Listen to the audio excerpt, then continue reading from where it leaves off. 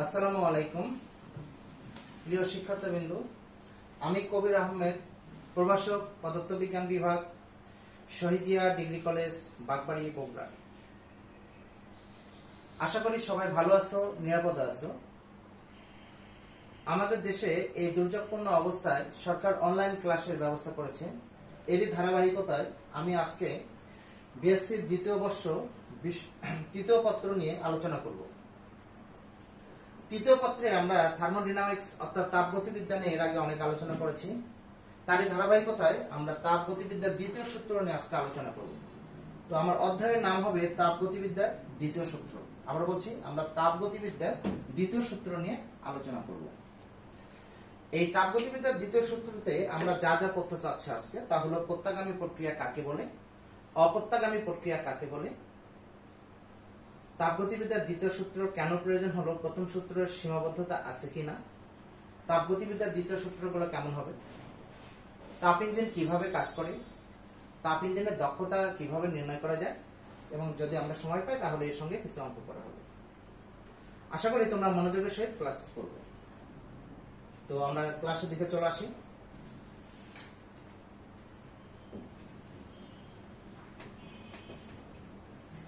প্রথমে আমরা আসি যে প্রত্যাগামী প্রক্রিয়া কাকে বলে।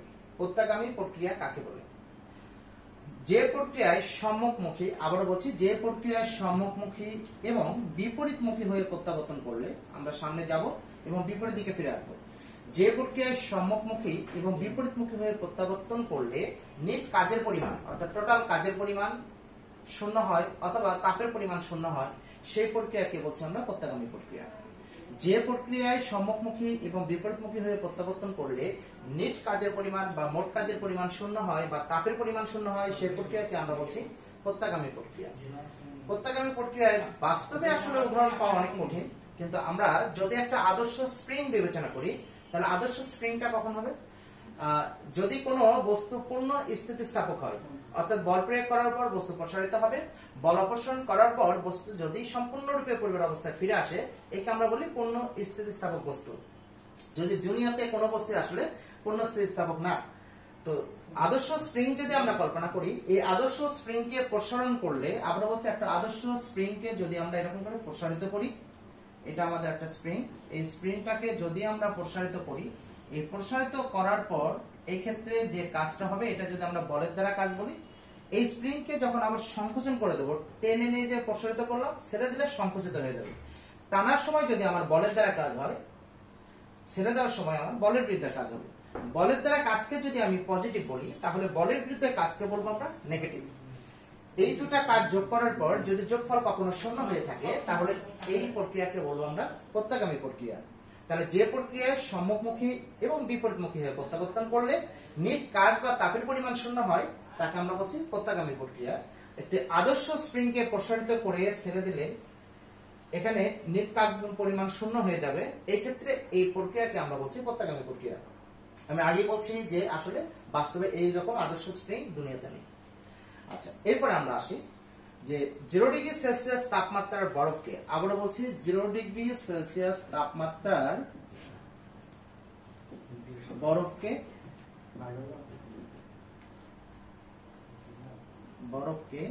0 ডিগ্রি সেলসিয়াস তাপমাত্রার পানিতে পরিণত করতে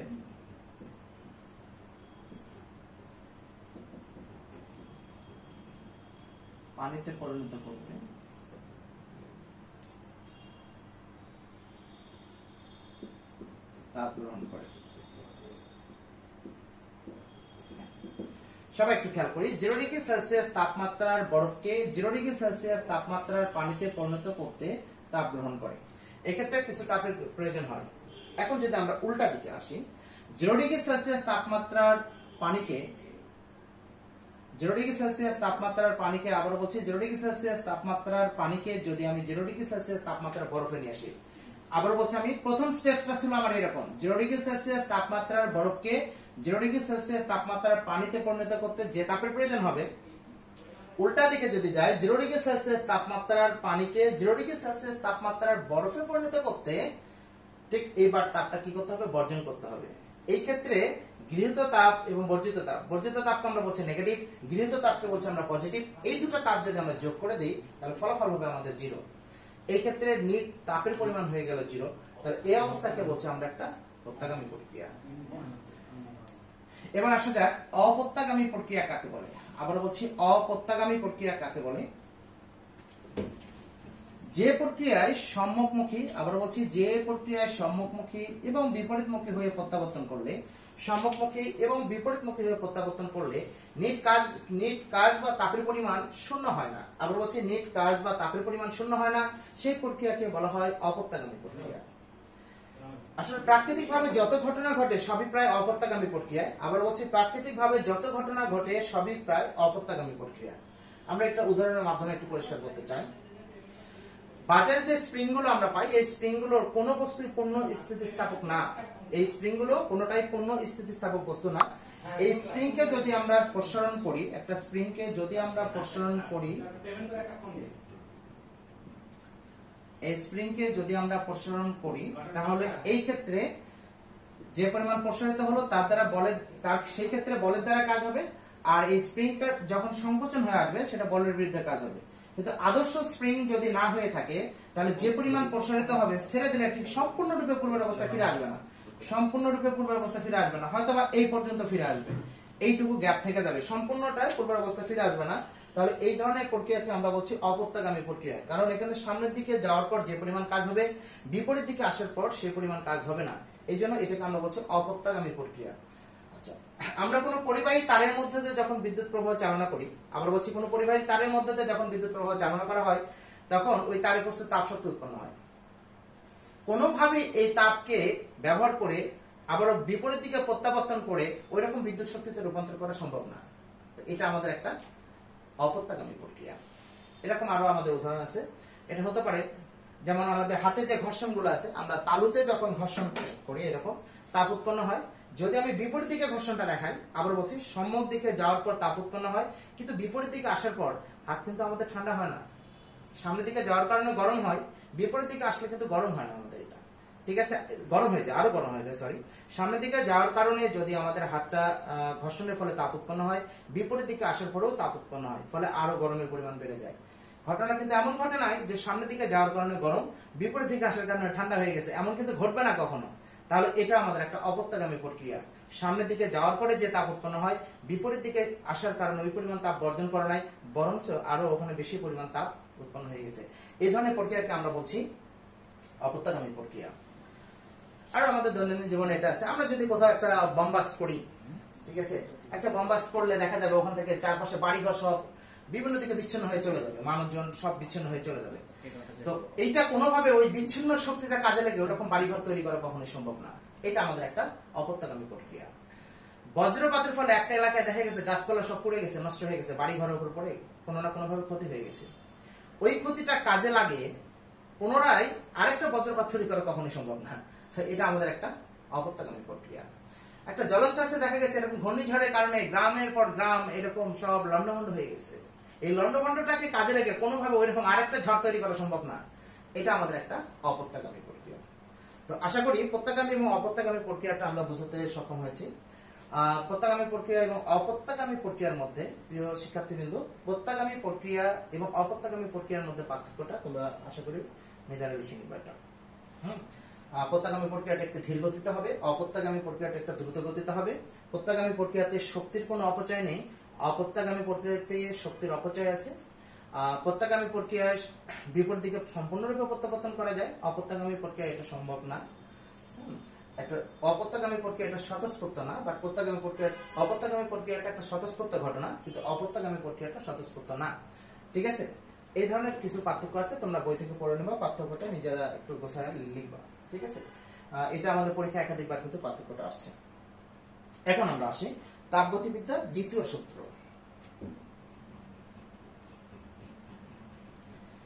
তাপগতিবিদ্যার দ্বিতীয় সূত্র পড়ার আগে আমরা তাপগতিবিদ্যার প্রথম সূত্র একটু আবারও ব্যাক করছি। আমরা কোন এক ক্লাসে অনেক আগে এগুলো পড়ছিলাম আমরা। ঠিক আছে, তাপগতিবিদ্যার প্রথম সূত্রে আমরা বলছিলাম কোন সিস্টেমে যদি শক্তি প্রয়োগ করা হয়, তাপ শক্তি প্রয়োগ করলে তা কাজে রূপান্তরিত হয়।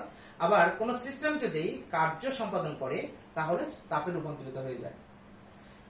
বিজ্ঞানী জুল বলছেন এখানে সম্পাদিত কাজ এবং তাপশক্তি পরস্পর সমানুপাতিক। আসলে সিস্টেমটা কিভাবে কাজ করবে এমন কোন তথ্য কিন্তু তাপগতিবিদ্যার প্রথম সূত্রতে দেয়নি। সিস্টেমটা কিভাবে কাজ করবে এমন কোন তথ্য তাপগতিবিদ্যার প্রথম সূত্রতে দেয়নি। যেমন আমি যে কোনো একটা সিস্টেমে মনে হয় শক্তি প্রয়োগ করলেই কার্য সম্পাদন করবে, ব্যাপারটা দেখতে এরকম লাগছে, এটা কি সম্ভব? আমি যদি আমার টেবিলে গিয়ে কিছু পরিমাণ তাপশক্তি ইউজ করে বলি কাজে রূপান্তরিত হোক, এটা হওয়া কিন্তু কখনোই সম্ভব না। তাহলে সিস্টেম কিভাবে কার্য সম্পাদন করবে এই সম্পর্কিত তাপগতিবিদ্যার প্রথম সূত্রে কোনো ইনফরমেশন দেওয়া নেই। এরপরে যে সমস্যাটা আমাদের আছে এখানে তাপগতিবিদ্যার প্রথম সূত্রে বলা আছে কোন সিস্টেমে যত বেশি শক্তি প্রয়োগ করা হবে তত বেশি কার্য সম্পাদন করবে। এটা আসলে দুনিয়াতে এমন কোন সিস্টেম নেই যে সিস্টেমে অবিরাম শক্তি প্রয়োগ করবে আর সিস্টেম সারা জীবন কার্য সম্পাদন করবে, এমন দুনিয়াতে নেই। সে আমাদের কলেজের কথায় আমরা আসি যে আমরা একটা ফ্যান দিয়ে চাচ্ছি যে পুরো কলেজটাকে শীতল করতে চাচ্ছি, ঠান্ডা করতে চাচ্ছি। আমাদের এখানে ভোল্টেজ 220 ভোল্ট, আমি চাচ্ছি একটা ফ্যানে অনেক বেশি পরিমাণ ভোল্টেজ প্রয়োগ করে পাখাগুলোতে অনেক ওই পাখার অনেক শক্তি প্রয়োগ করে পুরো কলেজটাকে আমরা ঠান্ডা করতে চাচ্ছি, এটা কি কখনো সম্ভব? তাহলে এত বেশি পরিমাণ ওখানে 220 ভোল্টে চলে, আমি যদি ওখানে 2000 ভোল্ট দেওয়ার চেষ্টা করি তাহলে আমার ফ্যান তো পুড়ে যাবে, ফ্যানটা তো পুড়ে যাবে। তাহলে কোন সিস্টেমে যত বেশি শক্তি প্রয়োগ করা হবে তত কার্য সম্পাদন করবে এই কথাটা সঠিক না। কারণ কোন সিস্টেমে ইচ্ছা মতো শক্তি দিতে পারবো না আমরা। যেমন ফ্যানটাকে 220 ভোল্ট থেকে যদি আমি 2000, 4000, 10000 ভোল্ট দিয়ে একটা ফ্যান দিয়ে অনেক বাতাস সৃষ্টি করতে চাচ্ছি, এটা ইম্পসিবল ব্যাপার। তাহলে কোন সিস্টেমে আসলে ইচ্ছা মতো শক্তি প্রয়োগ করা সম্ভব না, যত বেশি শক্তি দেবো তত কার্য সম্পাদন হবে এই কথাটা সঠিক না। সব সিস্টেমেরই একটা লিমিট আছে। আমাদের বাজারে বিভিন্ন ধরনের ইঞ্জিন আছে, লেখা আছে 10 হর্স পাওয়ার, এরপর লেখা আছে 6 হর্স পাওয়ার, 2 হর্স পাওয়ার, এইগুলো ঠিক ওই পরিমাণ এনার্জিতে তারা কাজ করবে, তার চেয়ে বেশি হয়ে গেলে তারা কখনো কার্য সম্পাদন করতে পারবে না। এইগুলো ছিল আমাদের তাপগতিবিদ্যা। এরপরে বলা আছে যে তাপ আসলে কিভাবে কাজ করবে, তাপ কোন দিকে যাবে এই সম্পর্কে পরিষ্কার কোনো ধারণা দেয়া নেই। এগুলো কারণে আমাদের দ্বিতীয় সূত্রের প্রয়োজন হয়। তো দ্বিতীয় সূত্রে আপাতত কোনো ম্যাথমেটিক্যাল কথা না, আমি তাপগতিবিদ্যার দ্বিতীয় সূত্রের কিছু ভাষাগত কথাগুলো বলছি। আমি তাপগতিবিদ্যার দ্বিতীয় সূত্র, আচ্ছা, তাপগতিবিদ্যার দ্বিতীয় সূত্রে বিভিন্ন বিজ্ঞানী বিভিন্ন রকম কথা বলছেন। আমরা প্রথমে বিজ্ঞানী কোলোসিয়াসের কথায় আসি। বিজ্ঞানী কোলোসিয়াসের মতে তাপগতিবিদ্যার প্রথম সূত্র ছিল এমন, আবার বলছি বিজ্ঞানী কোলোসিয়াসের মতে তাপগতিবিদ্যার প্রথম সূত্র কেমন ছিল যে কোন সিস্টেম আপনি বা স্বয়ংক্রিয়ভাবে কখনোই তাপ শীতলতর স্থান হতে উষ্ণতর স্থানে স্থানান্তরিত হতে পারে না। তাপ কখনো নিজে নিজে শীতলতর স্থান হতে উষ্ণতর স্থানের দিকে স্থানান্তরিত হতে পারে না। এটা ছিল আমাদের বিজ্ঞানী কোলোসিয়াসের মতে তাপগতিবিদ্যার প্রথম সূত্র। আবার বলছি বিজ্ঞানী বিজ্ঞানী কোলোসিয়াসের মতে তাপগতিবিদ্যার প্রথম সূত্র ছিল যে তাপ কখনো স্বয়ংক্রিয়ভাবে অপেক্ষাকৃত শীতল স্থান থেকে উষ্ণতর স্থানে স্থানান্তরিত হতে পারে না। আসলে আমরা কি জানি, আমরা যদি এখন একটা গরম বস্তু রাখি, পরিবেশ যদি আমার ঠান্ডা হয়ে যায়, ওই গরম বস্তু থেকে তাপটা কি হয়ে যাবে, ঠান্ডা বস্তু দিকে স্থানান্তরিত হয়ে যাবে। তাপ কিন্তু গরম থেকে ঠান্ডা দিকে যায়, উচ্চ তাপমাত্রা বস্তু থেকে নিম্ন তাপমাত্রার বস্তু দিকে যাবে, আপনি যাবে, এই ক্ষেত্রে কোনো বাধা নেই। কিন্তু বাহ্যিক কোনো সাহায্য ছাড়াই, আমরা বলছি বাহ্যিক কোনো সাহায্য ছাড়াই তাপ কখনোই শীতল বস্তু থেকে উত্তপ্ত বস্তু দিকে স্থানান্তরিত হবে না। আবার বলছি শীতল বস্তু থেকে উত্তপ্ত বস্তু দিকে কখনোই স্থানান্তরিত হবে না। একই ধরনের কথা বিজ্ঞানী কেলভিনের মতে তাপগতিবিদ্যার দ্বিতীয় সূত্র ছিল এমন যে কোন বস্তুকে শীতলতর অবস্থা থেকে আরো অধিকতর শীতল করে, পারিপার্শ্বিক জগতের শীতলতর অবস্থা থেকে আরো অধিকতর শীতল করে শক্তি স্থানান্তর করা সম্ভব না। হ্যাঁ, যে বস্তুটা এমনিতে শীতল আছে একে আরো শীতল করব, পরিবেশ থেকে কোনোভাবে শক্তি নিয়ে আরো শীতল করে শক্তি স্থানান্তরিত করবো, এটা সম্ভব না। কারণ তাপ কখনোই স্বয়ংক্রিয়ভাবে ঠান্ডা জায়গা থেকে গরম জায়গার দিকে স্থানান্তরিত হয় না, নিম্ন তাপমাত্রার বস্তু থেকে উচ্চ তাপমাত্রার বস্তুতে স্থানান্তরিত হয় না। আমরা আরো একটু পরিষ্কার হতে পারি এখানে। যেমন আমাদের একটা যদি এসির কথা বিবেচনা করি, এয়ার কন্ডিশনার যেটা আমাদের আছে, এখানে কিন্তু রুমটা থাকে অনেক গরম, রুমটা থাকবে এখানে অনেক গরম। এই রুমটা যে অনেক গরম, এটা ঠান্ডা করার জন্য আমরা এসিটা চালানো শুরু করি। এখানে এসি থেকে কিন্তু ঠান্ডাটা বের হয়ে আসে। তাহলে এবার ঠান্ডা এসে কিন্তু রুমের গরমটাকে অর্থাৎ হাই টেম্পারেচারকে লো টেম্পারেচারে রূপান্তর করছে, অর্থাৎ উত্তপ্ত রুমটাকে শীতল করছে এবার ঠান্ডা এসে। তাহলে ঠান্ডাটা কিন্তু চলে আসছে, অপেক্ষাকৃত কম তাপমাত্রা কিন্তু বেশি তাপমাত্রার মতো মিশে গেছে। তাহলে এখানে কম তাপমাত্রা শীতল দ্বারা উষ্ণ স্থানটা কিন্তু শীতল হয়ে যাচ্ছে। কিন্তু এটা কি স্বয়ংক্রিয় ভাবে, এটা কি আপনি, এটা কিন্তু কখন আপনি হয় না, একটা সিস্টেমের মাধ্যমে। এসি একটা সিস্টেম, এটা সিস্টেম তৈরি করতে হয়েছে। তো কোশ্চেনটা ছিল আমাদের স্বয়ংক্রিয়ভাবে কখনো শীতল জায়গা থেকে তাপ উত্তপ্ত জায়গার দিকে স্থানান্তরিত হবে না। তো এই ক্ষেত্রে আমার কি ঘটলো, এই ক্ষেত্রে যা ঘটছে এসি থেকে আমার ঠান্ডাটা বের হয়েছে, এটা আমার রুমটা গরম ছিল, এই রুমটাকে শীতল করছে। কিন্তু এটা স্বয়ংক্রিয় হবে না, এটা একটা যন্ত্রের মাধ্যমে করা হয়েছে। এটা আপনা আপনি এটা জানেন। কিন্তু তোমার ঘরটা অনেক গরম ছিল, এবার তুমি দরজাটা খুলে দেখো, গরমটা বাইরে যদি শীতল হয়ে থাকে এই গরমটা কিন্তু বাইরে চলে যাবে, এটা আপনা আপনি চলে যাবে। এখানে এসির মতো কোনো সিস্টেমের প্রয়োজন নেই আমাদের, এখানে এসির মতো আমাদের কোনো সিস্টেমের প্রয়োজন নেই, এটা কিন্তু আপনা আপনি তাপটা বেরিয়ে যাবে। ঠিক আছে, ব্যাপারটা এরকম ছিল। এরপরে বিজ্ঞানী ম্যাক্স প্লাঙ্ক, আচ্ছা আগে বিজ্ঞানী বললাম আমরা কেলভিন, ঠিক আছে। ম্যাক্স প্লাঙ্ক উনি এসে বললেন আসলে এমন কোন সিস্টেম বা যন্ত্র নেই যে যন্ত্র অবিরাম শক্তি সরবরাহ করবে এবং কাজ সম্পাদন করবে। ম্যাক্স প্লাঙ্ক বলেন এমন কোন যন্ত্র নেই যে যন্ত্র অবিরাম তাপ শক্তি সরবরাহ করবে এবং কাজ করতেই থাকবে। একটা ফ্যানও যদি আমরা বলি, আমাদের গ্রামে গঞ্জে যে মেশিনগুলো আমরা ইউজ করি, এই মেশিনগুলো আমরা যদি বলি এটা কয়েক বছর একটানা চালাবো, ইটস ইম্পসিবল। তাহলে এমন কোন যন্ত্র নেই যে যন্ত্রে শক্তি প্রয়োগ করলে অবিরাম কার্য সম্পাদন করবে, প্রতি যন্ত্রে একটা রেস্ট দিতে হবে, একটানা অনেক কাজ করতে পারবে না। ঠিক আছে, তাহলে এমন কোন যন্ত্র আবিষ্কার করা সম্ভব হয়নি যে যন্ত্রে অবিরাম কার্য সম্পাদন করতেই থাকবে। কিন্তু তাপগতিবিদ্যার প্রথম সূত্রে কিন্তু বলা ছিল যত বেশি শক্তি প্রয়োগ করা হবে তত কাজ সম্পাদন করবে। তার মানে এটা কিন্তু কন্টিনিউয়াসলি এটা পসিবল না। ঠিক আছে, এরপর আরো অনেক বিজ্ঞানী এরকম কথাবার্তা বলছেন। এখানে বিজ্ঞানী কার্নো বলছেন আরেকটা কথা, বিজ্ঞানী কার্নোর মধ্যে তাপগতিবিদ্যার দ্বিতীয় সূত্র ছিল যে এমন কোন সিস্টেম নেই যে সিস্টেম একবার শক্তি প্রয়োগ করলে তা অবিরাম কার্য সম্পাদন করবে। এমন কোন সিস্টেম আবিষ্কার করা সম্ভব হয়নি যে সিস্টেম একবার শক্তি প্রয়োগ করলে অবিরাম কার্য সম্পাদন করবে। আমি এই অংশ নিয়ে কার্নোর চক্করে যখন আমরা পড়বো এই অধ্যায়ে সেখানে বিস্তারিত আলোচনা করবো ইনশাআল্লাহ। তো এগুলো ছিল আমাদের বিভিন্ন বিজ্ঞানীর মতে তাপগতিবিদ্যার দ্বিতীয় সূত্র। ঠিক আছে, তো তোমাদের বাসায় একটা কাজ থাকবে, তাপগতিবিদ্যার প্রথম সূত্র এবং দ্বিতীয় সূত্রের মধ্যে পার্থক্যটা তোমরা একটু লিখবা। পরবর্তীতে তোমাদের সঙ্গে পরবর্তী ক্লাস বা যখন দেখা হবে তখন আমি খাতাটা চেক করে নিব, তাপগতিবিদ্যার প্রথম সূত্র এবং দ্বিতীয় সূত্রের মধ্যে পার্থক্যটা লিখবো। ঠিক আছে, তো এখন আমরা দেখি একটা তাপ ইঞ্জিন এবার কিভাবে কাজ করে, একটা তাপ ইঞ্জিন কিভাবে কাজ করে তা আমরা দেখব।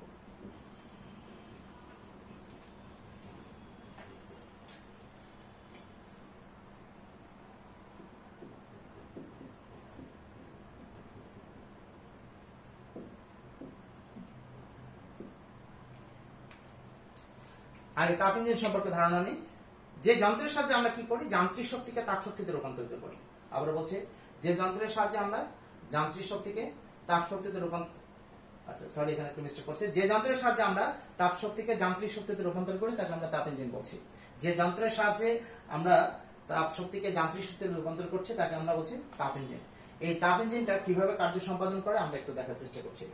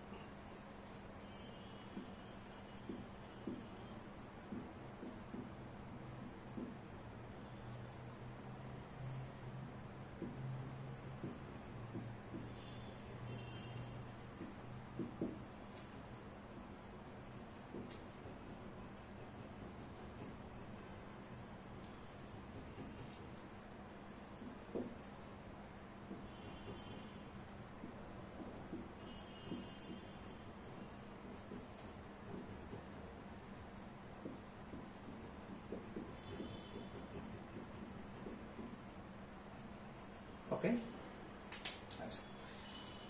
একটি তাপ ইঞ্জিনের কয়েকটা অংশ থাকবে, একটা তাপ উৎস থাকবে, এরপরে তাপ ইঞ্জিন তো থাকবে, একটা তাপ গ্রাহক থাকবে। ঠিক আছে, এটা আমরা উচ্চ তাপ আধার বলি, এটা নিম্ন তাপ আধার বলি আমরা। এটা অপেক্ষাকৃত অনেক উত্তপ্ত হবে, এটা তুলনামূলকভাবে শীতল হবে। যেখানে কন্ডিশনটা হবে this is T1 is greater than T2, তাপ উৎসের তাপমাত্রাটা বেশি হবে এবং তাপ গ্রাহকের তাপমাত্রাটা কম হবে। তো প্রথমে ইঞ্জিনটা করবে কি, তাপ উৎস থেকে, তাপ উৎসের তাপমাত্রা বলছে T1, তাপ উৎস থেকে Q1 পরিমাণ তাপ শক্তি শোষণ করবে, তাপ উৎস থেকে Q1 পরিমাণ তাপ শক্তি শোষণ করবে, করার পর তাপগ্রাহকে গিয়ে Q2 পরিমাণ তাপ শক্তি বর্জন করবে। তাহলে দেখো শোষণ করলো Q1, বর্জন করলো Q2, যেটা কিন্তু আলাদা আলাদা। Q1 পরিমাণ শোষণ করলো, Q2 পরিমাণ বর্জন করলো, যেখানে Q1টা বড় এবং Q2টা ছোট। তো অবশিষ্ট তাপ শক্তি গেল কোথায়? অবশিষ্ট তাপ শক্তি ইঞ্জিনটা কি করবে? কাজে রূপান্তরিত করবে। তাহলে Q1 পরিমাণ শোষণ করলো, বর্জন করলো Q2, সে এখানে 1000 জুল শোষণ করে, এখানে 600 জুল, আবার বলছি 600 জুল তাপ শক্তি বর্জন করে। তাহলে আমার অবশিষ্ট তাপ শক্তি কত ছিল? 400 জুল। এই 400 জুলটা কার্য সম্পাদন করবে। এভাবে একটা তাপ ইঞ্জিন কোন উৎস থেকে তাপ শক্তি প্রথমে শোষণ করবে, শোষণ করার পর কিছু পরিমাণ তাপ শক্তি কার্যে রূপান্তরিত হবে, অবশিষ্ট তাপ শক্তি তাপগ্রাহকে বর্জন করবে, অবশিষ্ট তাপ শক্তি তাপগ্রাহকে বর্জন করবে। তাপগ্রাহক সেটা আবার পরিবেশের সাথে বর্জন করবে, পরিবেশে কিছুটা উত্তপ্ত হয়ে যায়। হ্যাঁ, যখন আমরা একটা মেশিন স্টার্ট করি চারপাশে কিছুটা গরম মনে হয় আমাদের, এটা আস্তে আস্তে আস্তে ছেড়ে দেয়, পরিবেশে কিছুটা চলে যায়, যাওয়ার পর তাপগ্রাহকের তাপমাত্রা বাড়তে থাকে, কিন্তু একসময় গিয়ে এটা একটা স্টেবল অবস্থায় পৌঁছে যাবে। তাহলে ইঞ্জিনটা এখানে কি করলো? কি পরিমাণ কাজ করলো? W Q1 - Q2। তো তার আগে আমাকে এখানে একটু জানতে হবে কোনটা দ্বারা কি বোঝাই আমরা, যে তাপ উৎসের তাপমাত্রা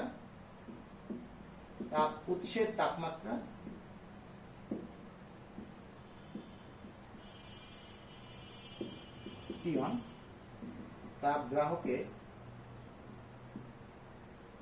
তাপগ্রাহকের তাপমাত্রা T2। এই পয়েন্টগুলো আমাকে চিনতে হবে, কারণ অঙ্ক করার সময় এগুলো আমি ইউজ করব। উৎস হতে গৃহীত তাপ Q1, তাপগ্রাহকে বর্জিত তাপ Q2, তাপগ্রাহকে বর্জিত তাপ Q2। সম্পাদিত কাজ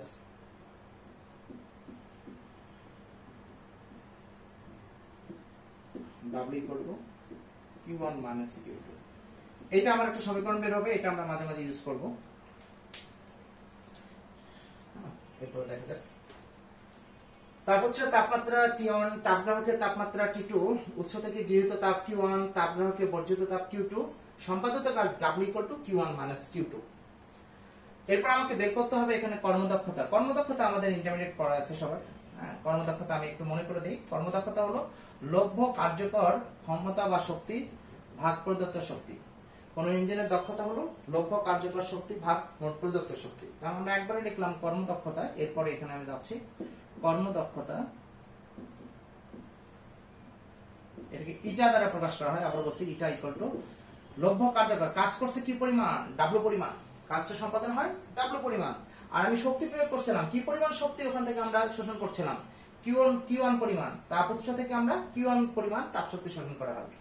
তাহলে লভ্য কার্যকর শক্তি আমাদের W পরিমাণ কার্য সম্পাদিত হয়, আর মোট প্রদত্ত শক্তি আমরা যে শক্তিটা সোর্স থেকে অ্যাবজর্ব করছিলাম এখানে তার পরিমাণ ছিল Q1। যেহেতু ফলাফলটা একের চেয়ে ছোট, তো আমরা একটা শতকরায় পরিমাপ করি। ফলাফলটা একের চেয়ে ছোট হওয়ার কারণে শতকরায় পরিমাপ করি। তাহলে দিস ইজ ইটা W ভাগ Q1 * 100%। এটা আমাদের একটা ফর্মুলা। এরপর আমরা একটু সাইজ করতে পারি, এটা ইটা W পরিবর্তে আমরা ইউজ করতে পারি এখানে দিস ইজ Q1 - Q2। এই যে এখানে আমাদের একটা সমীকরণ আছে W Q1 - Q2। তাহলে Q1 - Q2 ডিভাইডেড Q1 * 100%। এটা আরো একটু মডিফাই করতে পারি আমরা 1 - Q2 ভাগ Q1 * 100%। লসাগু করলে আগেরটা পাওয়া যাবে। এইটা দক্ষতার আরেকটা রাশিমালা আমাদের, এটা দক্ষতার আরেকটা রাশিমালা। এখানে দেখা যাক এখন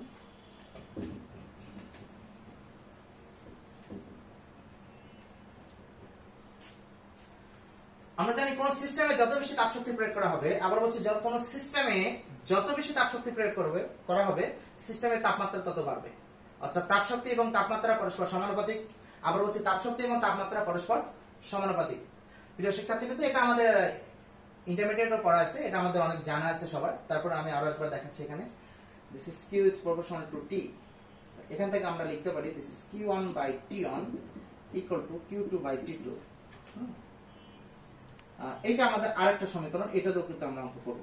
সমীকরণকে একটু মডিফাই করলে যা দাঁড়ায় Q2 / Q1, T2 / T1 = Q2 / T1। এখানে T2 টা এখানে স্থানান্তর করলাম, Q1 টা এখানে স্থানান্তর করলাম, এর বাইরে কোনো কিছু নেই। এটা একটা সমীকরণ দিই আমি 1 নম্বর। সমীকরণ 1 হতে পারে, সমীকরণ 1 হতে পারে this is eta equal to 1 minus q2 divided q1 এর পরিবর্তে আমরা লিখতে পারি t2 divided t1 into 100%। এটা একটা সমীকরণ। তো একটি তাপ ইঞ্জিনের দক্ষতা রাশিমালার সমীকরণ হতে পারে আমাদের eta equal to 1 minus q2 divided q1 into 100% or eta equal to 1 minus t2 divided t1 into 100%। হতে পারে এটা equal to w divided q1 into 100%, হতে পারে q1 by t1 equal to q2 by t2। এটা একটা প্রত্যাগামী প্রক্রিয়ার ক্ষেত্রে আমাদের হয়ে থাকে।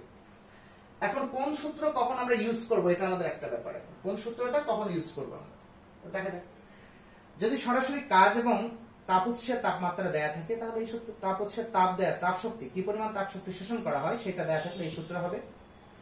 অঙ্কের মধ্যে যদি তাপ উৎস এবং তাপগ্রাহকের তাপমাত্রা দেয়া থাকে, আবার বলছি তাপ উৎস এবং তাপগ্রাহকের তাপমাত্রা দেয়া থাকবে, এইগুলো ডিগ্রি সেলসিয়াস থাকলে অবশ্যই কেলভিন করতে হবে, কারণ এগুলো আমাদের পরম একক, এগুলো কেলভিন স্কেলে নিয়ে আসতে হবে। যত ডিগ্রি সেলসিয়াস আছে তার সঙ্গে 273 যোগ করলে কেলভিন স্কেলে তাপমাত্রা পাওয়া যাবে। তাহলে তাপমাত্রা দেয়া থাকলে এটা উৎসের তাপমাত্রা, এটা তাপগ্রাহকের তাপমাত্রা, তাপমাত্রা দেয়া থাকলে এই সূত্রটা ইউজ করতে হবে। তাপ শক্তি, উৎস এবং গ্রাহকের তাপ শক্তি যদি দেয়া থাকে, অর্থাৎ উৎস থেকে কি পরিমাণ তাপ শক্তি শোষণ করলো, তাপ গ্রাহকের কি পরিমাণ তাপ শক্তি বা সিঙ্কে কি পরিমাণ তাপ শক্তি বর্জন করলো, এগুলো যদি দেয়া থাকে তাহলে এই সূত্র হবে। তাহলে তাপমাত্রা থাকলে এই সূত্র হবে, যে দুটো আমরা এলোমেলো করে ফেলাই অনেক সময়। তাপমাত্রা দেয়া থাকলে আমাদের এই সূত্র হবে, তাপ শক্তি দেয়া থাকলে এই সূত্র ইউজ করতে হবে। এই ক্ষেত্রে তাপমাত্রার এককগুলো হবে কেলভিন আর তাপ শক্তির একক হবে জুল। এসআই এককে যদি আমরা যাই তাহলে এটা হবে জুল। তবে অনেক সময় আর্গে থাকতে পারে, এই সম্পর্কটা আমাদের একটু জানতে হবে। 1 joule equal to 10 to the power 7 erg, এই সম্পর্কটা আমাদের একটু জানতে হবে। অনেক সময় আবারও বলছি এটা আর্গে দেওয়া থাকতে পারে, যাকে জুল করতে হতে পারে, জুল থাকবে আর্গে যেতে হতে পারে আমাদের। আবার আরেকটা একক আমরা ব্যবহার করি ক্যালোরি, ঠিক আছে, আরেকটা একক ব্যবহার করছি আমরা ক্যালোরি। তো ক্যালোরিতে আমরা যেতে পারি, ক্যালোরি যখন আমরা অঙ্ক করবো তখন হ্যাঁ আমরা জুল থেকে ক্যালোরিতে যেতে পারি। 1 ক্যালোরি সমান 4.2 জুল, আমরা এরকম করে হিসাব করে বের করবো। 1 ক্যালোরি সমান 4.2 জুল, এইটা দিয়ে আমরা হিসাব করবো। তো এখানে আরো কিছু কথা আছে।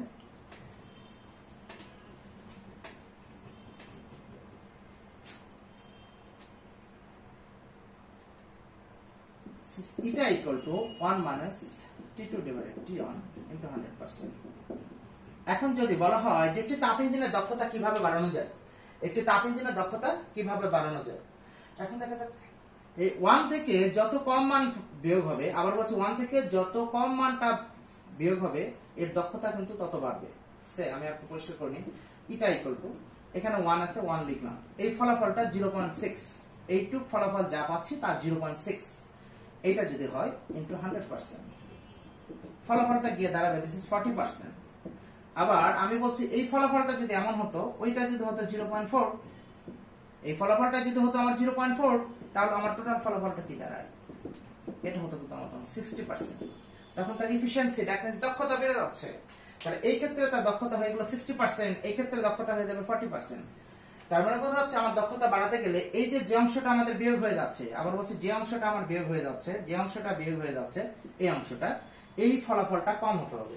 এই ফলাফলটা যত কম, এখানে 0.6, এখানে তার চেয়ে কম 0.4, ফলাফলটা যত কম হবে আমার ইঞ্জিনের দক্ষতা কিন্তু তত বাড়বে। ফলাফলটা যত কম হবে আমার ইঞ্জিনের দক্ষতা কিন্তু তত বাড়বে। তাহলে এই ফলাফলটা কি করতে হবে, এই ফলাফলটাকে অবশ্যই কমাতে হবে। কিভাবে কমাবো, উপরের মানটা যত কম হবে নিচের মানটা যত বেশি হবে। আবার বলছি উপরের মানটা যত কম হবে নিচের মানটা যত বেশি হবে, ফলাফল তত কমে যাবে।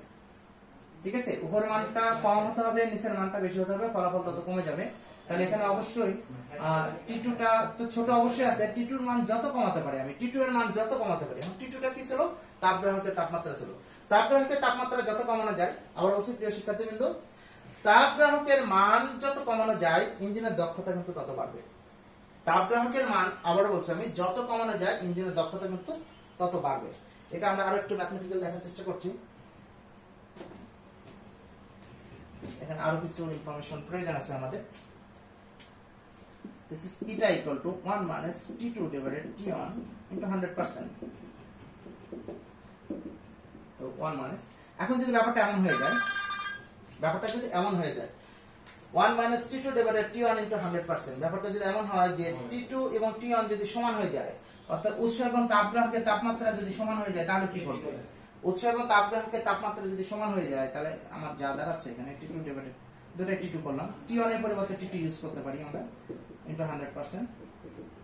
This is 1 minus 1 into 100%, this is 0। তাহলে তাপ উৎস এবং তাপগ্রাহকের তাপমাত্রা যদি কখনো সমান হয়, আবার বলছি তাপ উৎস এবং তাপগ্রাহকের তাপমাত্রা যদি কখনো সমান হয়, তাহলে তাপের আদান প্রদানের কোনো সুযোগ নেই। সেই ক্ষেত্রে ওই ইঞ্জিনের দক্ষতা হয়ে যাবে 0। আবার বলছি সেই ক্ষেত্রে ইঞ্জিনের দক্ষতা হয়ে যাবে 0। এই কথাগুলো আমাদের একটু জানতে হবে। এরপর যদি ব্যাপারটা এমন দাঁড়ায় যে আমাদের তাপগ্রাহকের তাপমাত্রা আবার বলছি তাপগ্রাহকের তাপমাত্রা যদি পরম শূন্য তাপমাত্রায় যায়, তাপগ্রাহকের তাপমাত্রা যদি পরম শূন্য তাপমাত্রা যায়, পরম শূন্য তাপমাত্রা আমরা জানি সবাই যে -273 ডিগ্রি সেলসিয়াস বা 0 কেলভিন তাপমাত্রাকে বলি আমরা পরম শূন্য তাপমাত্রা।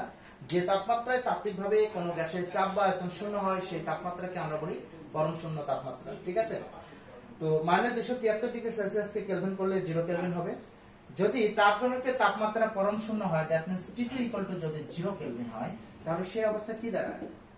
1 মানে 0 divided T1 into 100%. This is eta equal to 1 মানে 0 into 100%. অতএব eta equal to হবে 100%। এই ক্ষেত্রে কিন্তু ইঞ্জিনের দক্ষতা 100% হয়ে যাবে। এই ক্ষেত্রে ইঞ্জিনের দক্ষতাটা হয়ে যাবে 100%, যা বাস্তবে অসম্ভব ব্যাপার। এমন ইঞ্জিন দুনিয়াতে নেই যে ইঞ্জিনের দক্ষতা 100% হবে। কারণ তুমি যে পরিমাণ তাপ শক্তি দাও না কেন, দেখো ইঞ্জিনটা গরম হয়ে গেছে, শক্তির অপচয় হয়ে যাবে। ইঞ্জিন স্টার্ট করলে একটা শব্দ হয়ে যায়, দেখো এই শব্দের কারণে শক্তির অপচয় হবে, কোনো না কোনো ঘর্ষণ হবে ভেতরে, এই ফ্রিকশনের কারণে শক্তি ব্যয় হয়ে যাবে। যার কারণে বাস্তবে কোনো ইঞ্জিনের দক্ষতা কিন্তু 100% পাওয়া সম্ভব না। আবার বলছি, বাস্তবে কোনো ইঞ্জিনের দক্ষতা 100% পাওয়া সম্ভব না। এবার আরো কথা আছে, যেমন 0 কেলভিন বা -273 ডিগ্রি সেলসিয়াস তাপমাত্রা কোনো বিজ্ঞান আজ পর্যন্ত নিজে পৌঁছাতে পারে না। এখানে আমরা 252, 53, 57 ডিগ্রি এই পর্যন্ত হয়তো বা পৌঁছা সম্ভব হয়েছে। এরপরে পদার্থের অস্তিত্বই বোঝা যায় না। তার এই অবস্থায় আমরা এর চেয়ে বেশি তাপমাত্রা, এই তাপমাত্রায় পৌঁছা আমাদের পক্ষে সম্ভব না। যার কারণে বাস্তবে কোনো ইঞ্জিনের দক্ষতা 100% হওয়া সম্ভব না। প্রিয় শিক্ষার্থীবৃন্দ, আমার ক্লাসের সময় প্রায় শেষের দিকে চলে আসছে। তো আমরা যে সূত্রগুলো এখন ইউজ করলাম, তোমাদের বই থেকে এই সূত্রগুলো দেখবে অনেক গাণিতিক সমস্যা দেওয়া আছে। এই গাণিতিক সমস্যাগুলো তোমরা সমাধান করবা। এগুলোর মধ্যে যদি কোনো সমস্যা আবার নতুন করে বের হয়, পরবর্তী ক্লাসে আমার সঙ্গে তোমরা যোগাযোগ করবা। হ্যাঁ, আমার মোবাইল নাম্বার তোমাদের সবার কাছে জানা আছে, আমাকে কল দিবা। আমি তোমাদের যে গাণিতিক সমস্যাগুলো বের হবে এগুলো সলভ করে দেবো। আমরা চেষ্টা করবো পরবর্তী ক্লাসে, আমাদের এখানে আরো অনেক কার্নোর চক্র আছে, এই কার্নোর চক্র, পুরো কার্নোর চক্র নিয়ে আমরা আলোচনা করবো এবং বিস্তারিত আলোচনা করব। তো আজকে আমি ক্লাস এখানে শেষ করছি। সবাই ভালো থাকো, সুস্থ থাকো, সাবধানে থাকো, নিরাপদে থাকো, বাড়িতে থাকো। তোমার সামনে কুরবানি আছে, হাট বাজারে আমরা কম যাই, বাড়ি থেকে কম বের হই, ধূমপান মুক্ত থাকি সবাই, নিজের বাবা মার প্রতি খেয়াল রাখি সবাই, বয়স্ক লোক থাকলে তাদের প্রতি খেয়াল রাখি সবাই। সবার সুস্বাস্থ্য কামনা করে আমি আমার ক্লাস এখানে শেষ করছি। আল্লাহ হাফেজ, আসসালামু আলাইকুম।